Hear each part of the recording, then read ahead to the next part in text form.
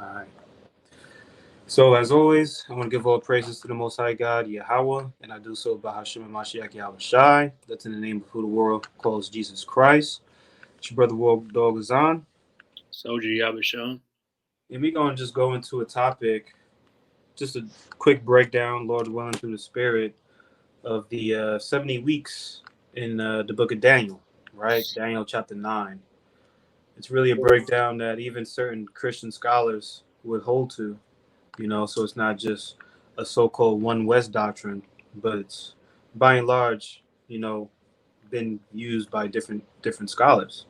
And it's really something that OT onlys, all right, they have a hard time breaking down. Like, what is this talking about? All right, we're gonna go into it and we'll find out why. So we start in Daniel 9:24. This is the book of Daniel, chapter 9 and verse 24. 70 weeks are determined upon thy people and upon the holy city to finish the transgression Mm-hmm. and to make an end of sins and to make reconciliation for iniquity and to bring in everlasting righteousness and to seal up the vision and prophecy and to anoint the most holy. Right. This is just that right there lets us know this is a high level prophecy that Daniel is going into. 70 weeks are determined, right? It says to finish the transgression, which we know transgression that's likened unto sin, right? Rebellion, okay? Sin, right? It also says to make an end of sins, right? That's an emphasis to make reconciliation, right? Christians, they love to go into reconciliation, right? That Paul talks about. Well, this right here is talking about reconciliation, right? An atonement, right? A purge, reconciliation. In Hebrews, it say kapar, right? I need to learn that one, kapar. But it says reconciliation for iniquity and also to bring in everlasting righteousness. Everlasting righteousness. So this isn't just a short period of time, right? This is everlasting, right? To seal up the vision and to anoint the most holy, right? The most holy. So this is, I mean, just to jump the gun, we're going to read it in the next verse. But this is a prophecy about the world calls Christ Yahweh Shai, right? That's the most holy that's being anointed, all right? That word for Messiah is the same word as anointed. But just to set that premise, 7 weeks, right? I want to think if we should read it first. Let's actually break this down to kind of go point by point. So 70 weeks, right? Each day is a year, right? So 1 week would be 7 years. If you do the math, 70 weeks is 490 years, right? You don't have to believe me yet, but we'll do the math and we'll see how it lines up with prophecy, right? So 70 weeks, each day is a year, right? So that means a week is 7 years. You take those 7 years, you multiply that by, did I do the math correctly? Seven times 7 is 49, right? Right. So 7 times 70 was 490. Yeah, I think that was right. Lord willing, I said it right. If I'm incorrect, let me know, Baba Kasha. Uh, But 490 years, that's right. the number that we will do the calculations based off. So we're gonna continue on, and we'll go to when this actually starts. All right, that's a main thing. Knowing when the 70 weeks starts, and then we'll see what this is talking about. So give 25 for me. Verse 25. Know therefore and understand that from the going forth of the commandment to restore and to build Jerusalem unto the Messiah the Prince shall be 7 weeks and 62 weeks. The street shall be built again, and the wall, even in troublous times. So before we break that down, I wanted to also add in verse 24 where it says to finish the transgression, right? That's talking about the punishment, right? The punishment that's referring to 70 AD, right? That's ultimately the Most High is punishing us when it comes to our transgressions, right? And that 70 AD that marks that finishes, right? That punishment. But we'll get there, right? That's the abomination of desolations as well. So Salakia. So this is the going forth of the commandment. We would ask, right, OT only, what is this talking about? What is that going forth of the commandment to restore and build Jerusalem, right? Because we know that the first temple, right, was destroyed, right, and then there was a second temple. So let's from here, yeah, let's go to Nehemiah 2, and we'll start at verse 2. Con. I'm gonna pull it up as well. Salakia. Nehemiah 2. It's the book of Nehemiah, chapter 2, and verse 2. Wherefore the king said unto me, Why is thy countenance sad, seeing thou art not sick? This is nothing else but sorrow of heart. Then I was very sore afraid. Read. Verse 3 And said unto the king, Let the king live forever. Why should not my countenance be sad, when the city, the place of my father's sepulchres, lieth waste, and the gates thereof are consumed with fire? Uh-huh. Then the king said unto me, For what doest thou make requests? So I prayed to the God of heaven. Mm-hmm. And I said unto the king, If it please the king, and if thy servant have found favor in thy sight, that thou wouldest send me unto Judah, unto the city of my father's sepulchres, that I may build it. Uh-huh. And the king said unto me, the queen also sitting by him, For how long shall thy journey be? And when wilt thou return? So it pleased the king to send me, and I set him a time. Mm-hmm. Moreover, I said unto the king, If it please the king, let letters be given me to the governors beyond the river, that they may convey me over till I come into Judah.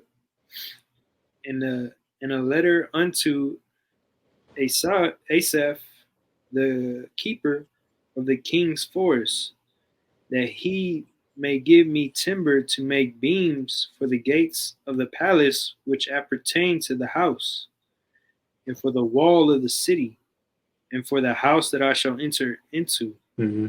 And the king granted me according to the good hand of my God upon me. Come.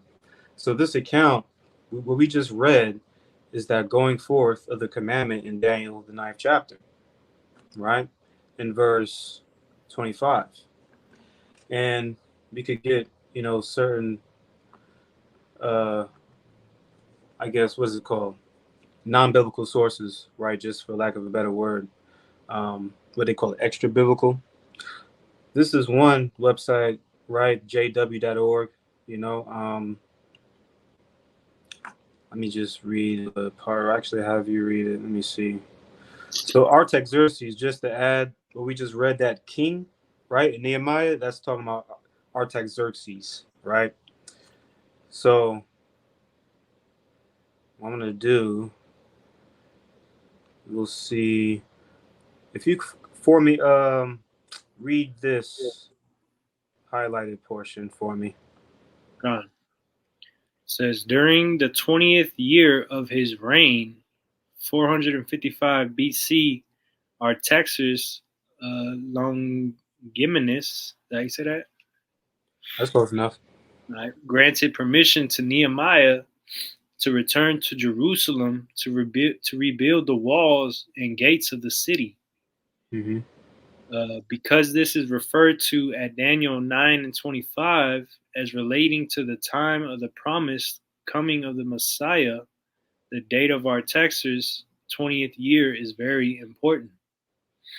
Con, that was the point. So 455, that's one of the key things we want to know, right? And this is circa, right? Some would say 453, 450, but we could work with 455, right?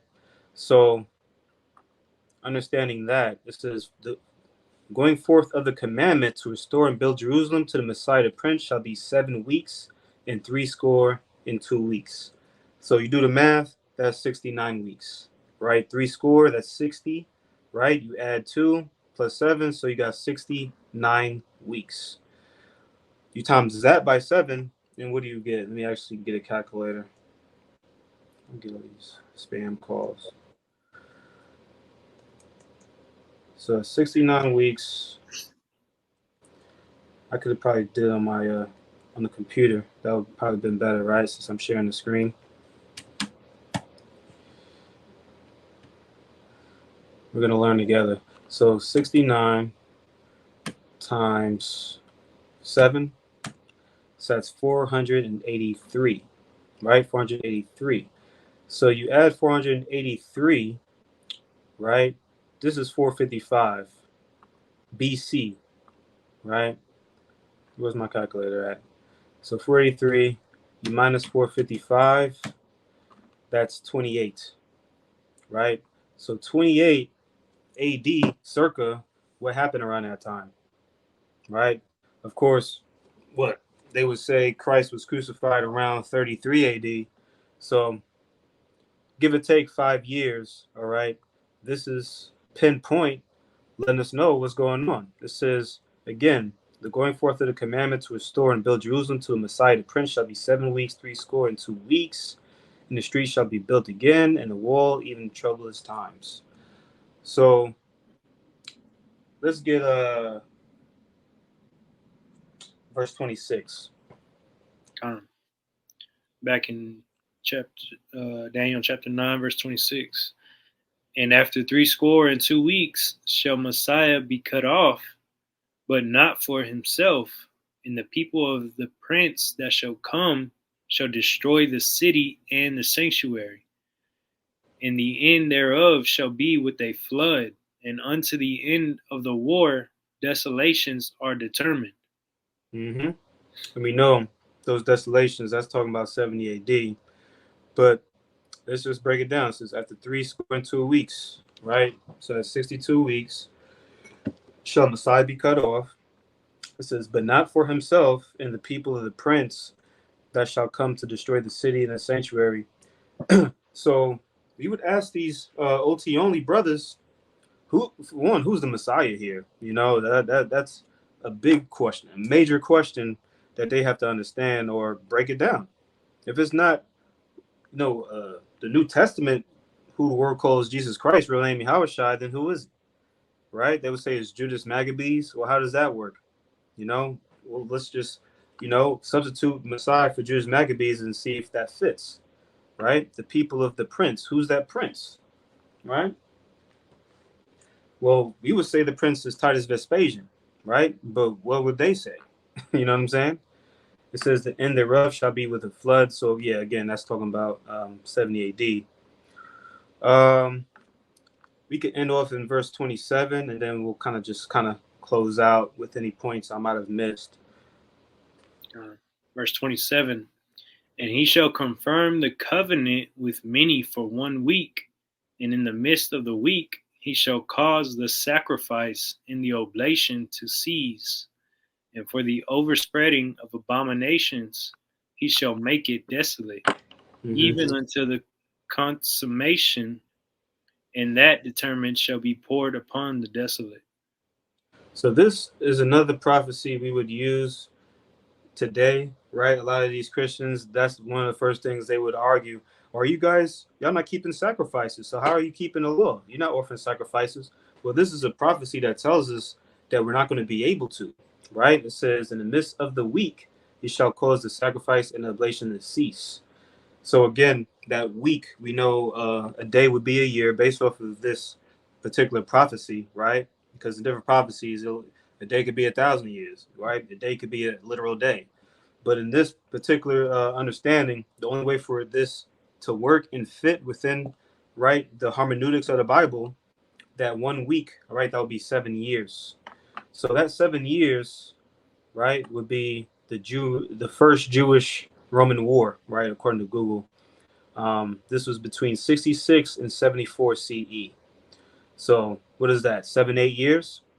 Come on, man. This is pinpoint accuracy. We're looking at, all right, Daniel prophesying a certain time period starting from the going forth of the commandment. That's in the time of Nehemiah, about 450. I would say 453, but circa, right? And you calculate 490 years. Let's actually do that real quick. Let's do that real quick, and we're almost done. So 490 years, right? Minus 453. All right, that's 37. Oh, you know what? I meant to do the Salakia. I meant to do the. See, when you into math, man. It's been a while since I was into math. But 490, let me minus 7. All right, so 43 minus 453, right? Which that's circa when Nehemiah, right, was able to go ahead and start building the temple. You get 30 AD, all right? And this is the time when Christ was walking around, right? Regardless of him being crucified, what year exactly that was, it could be 30 or 33 AD. Lord willing, this is making sense. But it says, shall confirm the covenant for 1 week, and in the midst of the week, he shall cause sacrifice and the oblation to cease. So in the midst of the week, or the first Jewish-Roman war, right, in the midst of that week, right in the middle, you got 70 AD. I mean, come on, man. There's no other breakdown that's better than this, right? And I didn't come with this. This is different scholars would agree to it, right? But some would probably think that they're going forth for the commandment, was from Cyrus. That's one understanding, but that doesn't correlate, right, with the overarching, understanding, right? But when it comes to the math, and then you find out, like, okay, this is the Messiah, right? The anointed one coming. So I could have clicked on it. You see, they doing the math too. Christians, they're stupid, right? And I say that respectfully. A lot of Christians are dumb, right? They don't really have that cognitive understanding of the Bible, but a lot of them, you got to give them a little bit of credit, But, this is just, again, another way for us to really understand and solidify these prophets, right?